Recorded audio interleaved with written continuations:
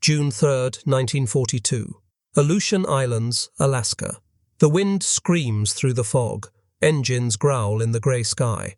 Then, explosions. Fire tears through Dutch harbour as Japanese bombers strike. For the first time since 1812, foreign forces attack American soil. While the world watches midway, a silent front is opening in the North Pacific. Within days, Japanese troops will land on Attu and Kiska, planting their flag in the frozen earth. What follows is one of the coldest, strangest campaigns of the war, where fog kills more than bullets and the land itself becomes the enemy. This is the forgotten invasion. This is the Aleutian Islands. If you love real World War II stories told like this, make sure to subscribe and join us for the next battlefield. January 1942. Aleutian Islands, Alaska.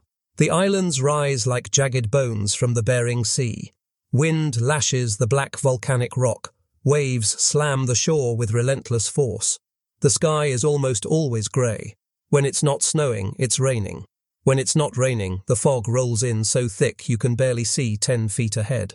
The Aleutians stretch for over 1,000 miles, a long broken chain between Alaska and Asia. It feels like the edge of the world. But this place, forgotten by most Americans, is a doorway. To the north, the Arctic. To the west, Japan. To the east, the US mainland. Whoever holds this chain holds a bridge across the Pacific. A few hundred American soldiers are stationed here. Most aren't warriors. They're weather observers, radio operators, engineers. They sleep in thin-walled barracks that shake in the wind.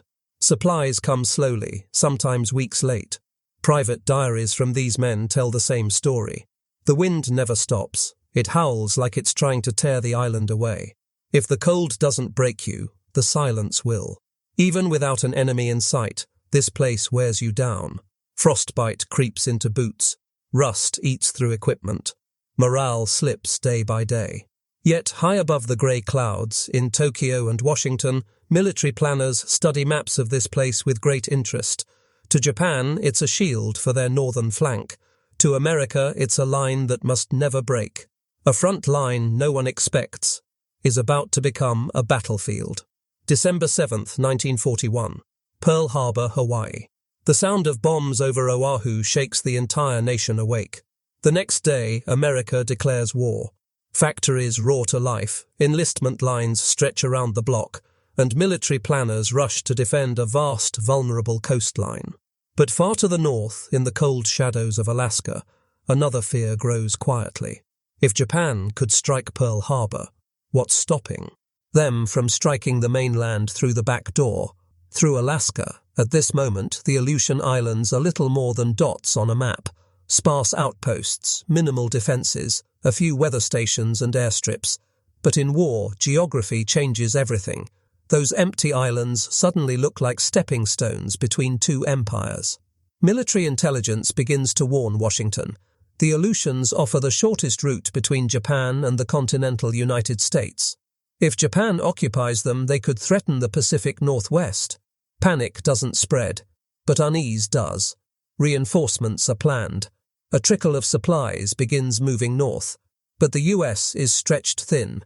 Troops and planes are being rushed to the South Pacific, to the Philippines, to Australia.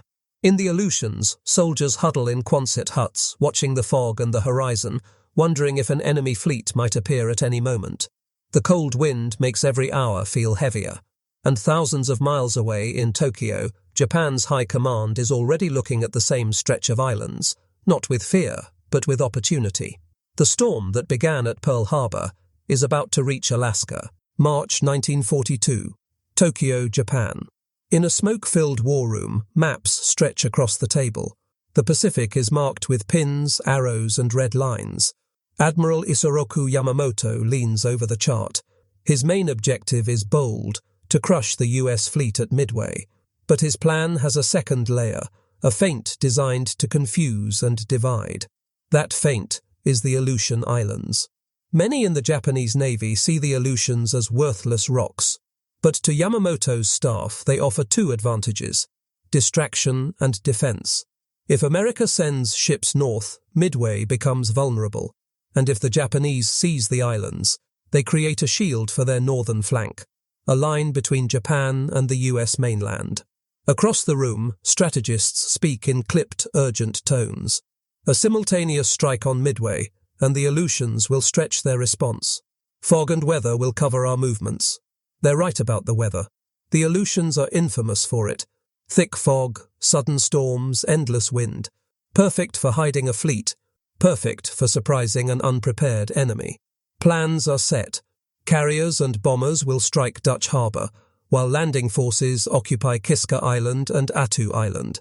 For the first time in over a century, foreign troops will set foot on American soil. Back in Washington, no one fully believes Japan would attack Alaska. It seems too remote, too brutal. That disbelief will cost lives. While the world's eyes turn toward Midway, a quiet storm is gathering in the North Pacific, one that will catch America off guard. June 3, 1942. Dutch Harbour, Alaska. Morning breaks grey and heavy. Low clouds hang over the harbour. The wind slices through the air like a blade. American sailors shuffle to their posts, wrapped in layers, expecting another routine day in the cold. Then, the sound. A low, distant hum. Engines. Dozens of them. Out of the fog, Japanese bombers burst into view. Their silhouettes are sudden and sharp. A fleet of steel ghosts. Sirens wail. Gunners scramble. Within seconds, bombs rain down on the base.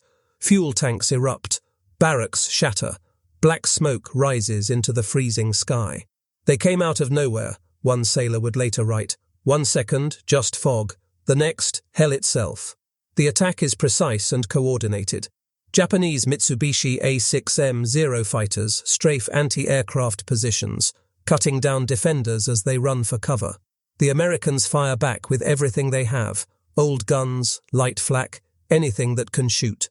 The battle lasts minutes, but it feels like hours.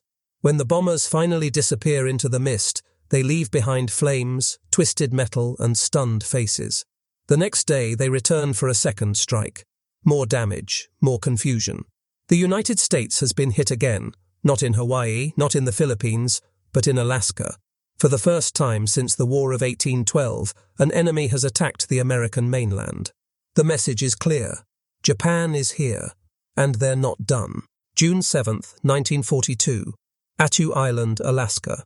Fog drapes the island like a curtain. Waves slam the rocky shore. In the distance, a dark shape moves through the mist. A Japanese transport ship, its engines muffled by the wind. Landing craft slide into the water. Boots splash onto American soil. For the first time in over a century, foreign troops have landed on US territory. Attu is silent. Its tiny village, a handful of buildings, a weather station, and an Aleut community, has no garrison strong enough to resist. Within hours, Japanese soldiers seize control. The handful of villagers are taken prisoner. Some will never return. 2 days later, another landing force steps ashore on Kiska Island. This time they find a small American Navy weather detachment. Outnumbered and isolated, the defenders can't hold. 1 man is killed, the rest are captured. Tokyo's radio announces a stunning message. Imperial forces have occupied American territory. The United States is caught off guard. The Aleutians, once dismissed as worthless rocks, are now in enemy hands. Panic doesn't sweep the nation, but inside military command rooms, the shock is real. America has to fight not just across oceans, but now on its own soil. The Aleutian fog that once kept these islands hidden has become Japan's shield. Their forces dig in. Tunnels are carved. Guns are positioned on cliffs. The invasion of Attu and Kiska is complete. The occupation of American soil has begun. And in the cold, silent dark of the North Pacific, a forgotten front is born. Autumn 1942. Aleutian Islands, Alaska. The Japanese occupation is now months old.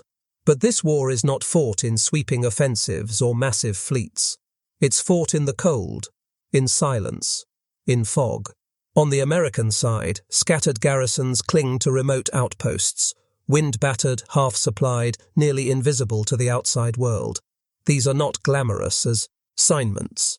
Many of the men sent here are National Guardsmen, engineers, or mechanics. They were trained for service, not survival in the Arctic. The weather is relentless. Wind gusts slam 80 miles per hour. Temperatures drop below freezing even in summer. Tents rip apart. Boots freeze overnight. Food runs low. Supplies arrive weeks late, if at all. A diary from a private stationed on Adak reads, "You don't fight the Japanese here. You fight the wind. You fight the cold. You fight the island itself." Illness spreads easily. Frostbite cripples fingers and toes. Planes crash without warning, not from enemy fire, but from fog too thick to see a runway. These men know the world's attention is elsewhere. Battle of Midway, Guadalcanal, North Africa. The Aleutians are barely a headline, but they also know something else. If Japan holds these islands, the mainland could be next. So they wait. They dig trenches in frozen ground. They build airstrips out of mud. They endure. Every night, they hear the wind howling like a living thing. Every day they watch the fog, imagining enemy ships in the grey. Forgotten by most, but holding the line all the same. The Aleutians have become a quiet, invisible battlefield, and these men are its silent defenders. Winter 1942, Attu Island and Kiska Island, Alaska. For the Japanese soldiers who seized these frozen rocks, the victory headlines have faded. What's left now is the cold and the silence. Their commanders promised a quick, quiet occupation, but months have passed and the Aleutians are proving far more dangerous than any enemy. The fog never lifts, the winds cut like knives, rain turns to snow overnight, food runs thin, supplies arrive slowly, sometimes not at all. Japanese troops live in dugouts carved into the hillsides. Crude shelters of wood and tarps sag under snow. Frostbite spreads. Hunger grows. Some men resort to eating local moss and birds to stretch their rations. "The fog feels alive," one soldier wrote in his diary. "We came as conquerors. Now we are prisoners of the island." Illness claims more lives than combat. Night after night, storms hammer their positions. Isolation gnaws at morale. Letters from home arrive late or not at all. Many begin to understand. They are on the edge of the world, forgotten by the empire they serve. Still, discipline remains. Tunnels are expanded. Guns are mounted on the cliffs. Anti-aircraft positions watch the grey horizon. The soldiers know the Americans will come eventually, and when they do, this frozen ground must be defended.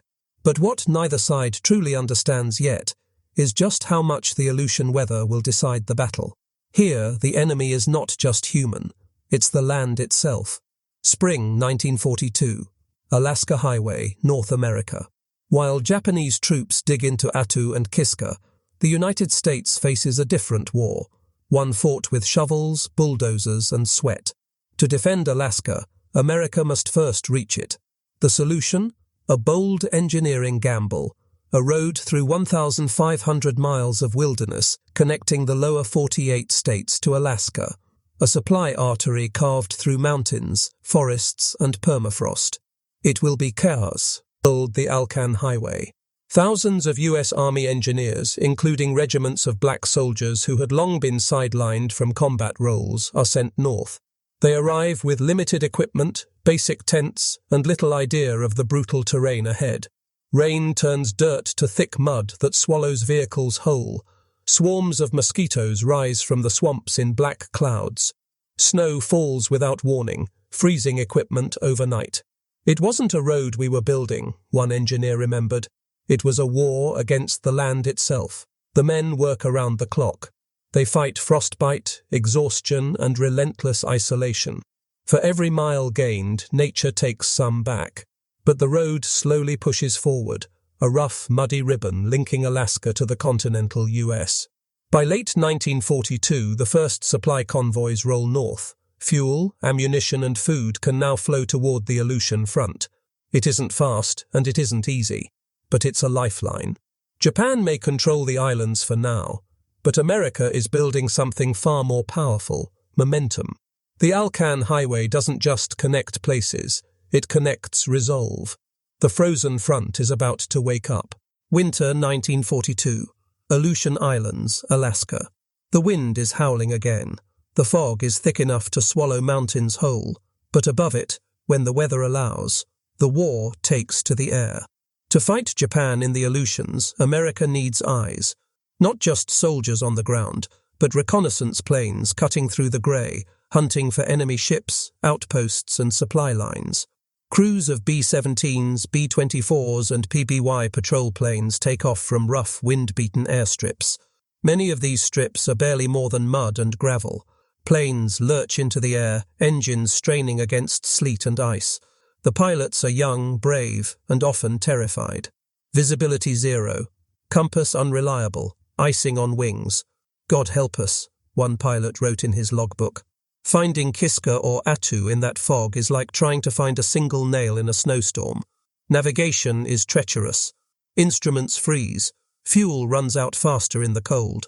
One wrong turn, and a plane vanishes into the endless grey. More aircraft are lost to weather than to Japanese guns. Many are never found. Those who bail out face the brutal Aleutian wilderness, freezing seas, razor winds, no shelter. Still, the missions continue. Every successful flight brings back crucial intelligence. Japanese gun positions, supply movements, fleet sightings. Each blurred photograph taken through fogged-up lenses becomes a map for the coming assault. Each crew that makes it home helps turn silence into strategy.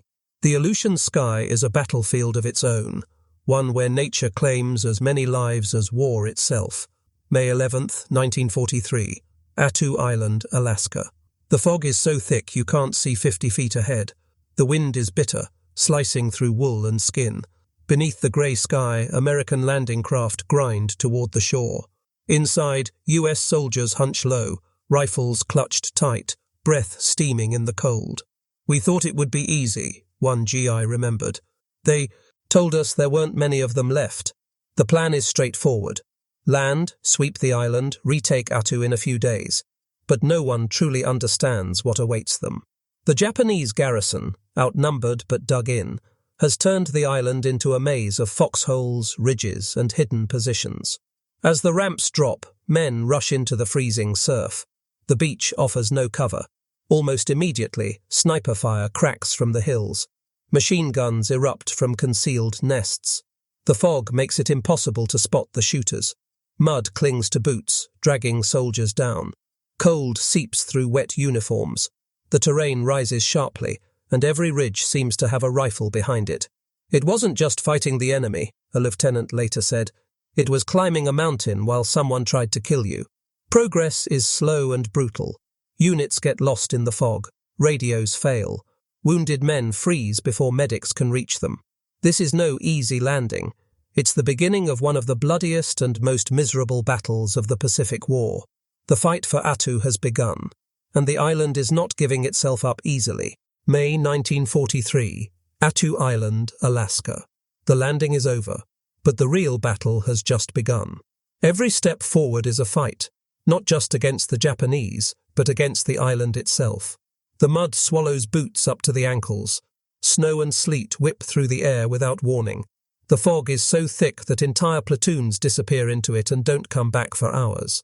American units crawl up ridgelines slick with ice. Machine gun nests wait behind every slope. Sniper fire echoes through the mist. Many times the enemy is unseen, just the sound of a single shot, then a man falling face first into the snow. The mud sucked the strength out of you, one sergeant wrote. Every yard cost blood. Medical evacuations are almost impossible. Litter teams stagger through terrain that breaks ankles and freezes fingers. Men who are only wounded can die within hours from exposure alone. Frostbite and trench foot spread like wildfire. Rations are cold, clothes are soaked. Radios barely work. When night falls, the temperature drops to the point where rifles freeze and won't fire. Japanese forces, though starving and isolated, know every hill, every gully.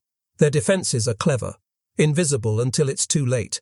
A single machine gun can pin down an entire company for hours. This isn't a tropical island campaign, it's a frozen war of inches. Attu is proving to be one of the most miserable battlefields American troops have ever faced, and the worst is still coming. May 29th, 1943, Attu Island, Alaska. The fog is heavy that morning, so thick the mountains seem to vanish. US troops huddle in their foxholes, exhausted. After nearly 3 weeks of brutal fighting, They believe the Japanese garrison is almost spent. Ammunition is running low on both sides. Cold, hunger, and mud have ground the battle to a crawl. But the enemy has one last move. At dawn, from the grey hills, a sound rises. The harsh, chilling cry of hundreds of voices shouting, "Tenno Heika Banzai! Long live the Emperor!" More than 1,000 Japanese soldiers surge forward in a suicidal wave. Wounded men tie bandages tight around their arms and charge anyway. Officers draw swords. Soldiers clutch bayonets. There is no cover, no retreat. They came out of the fog like a flood, one American survivor remembered. Screaming, charging. It didn't stop. The attack slams into the US lines like a hammer. Medics are overrun. Artillerymen grab rifles. A field hospital is hit first, wounded men fighting from their stretchers. The fighting turns hand to hand, bayonets, knives, rifle butts. The charge is massive but desperate. One by one the attackers fall. Few intend to survive. Some soldiers throw grenades at their own feet rather than be captured. When the gunfire finally fades, the ground is soaked in blood.